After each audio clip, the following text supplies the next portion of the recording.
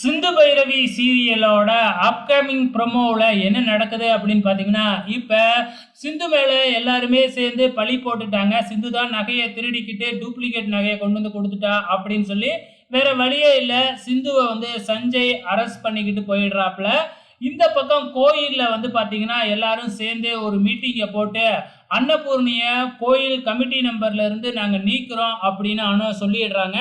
So Annapoorani சரி இந்த நகையெல்லாம் திருப்பி கிடைக்கிற வரைக்கும் வந்து பாத்தீங்கன்னா நான் கோயில் கமிட்டியில இருந்து விலகியே இருக்கேன் அப்படின்னு அதுல ராஜினாமா பண்ணிடுறாங்க.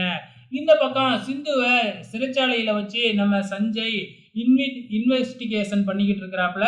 அதே நேரத்துல வந்து பாத்தீங்கன்னா இந்த பக்கம் நம்ம ஆறுமுகமும் நம்ம சிவாவும் சேர்ந்து நகையை கண்டுபிடிக்கிறதுக்காக இந்த திருட்டு நகையெல்லாம் யாரு வாங்குவாங்க அப்படிங்கிற மாதிரி வந்து எல்லா இடத்துலையும் கேட்டுக்கிட்டு இருக்கிறாங்க. அப்ப திருச்சியில ஒருத்தர் தான் இந்த வேலையெல்லாம் பார்க்கறது, டூப்ளிகேட் நகையெல்லாம் செஞ்சுக்கிட்டு இருக்கிறாரு, அவரை போய் பாருங்க அப்படிங்கிற மாதிரி சொல்லிக்கிட்டு இருக்கிறாங்க.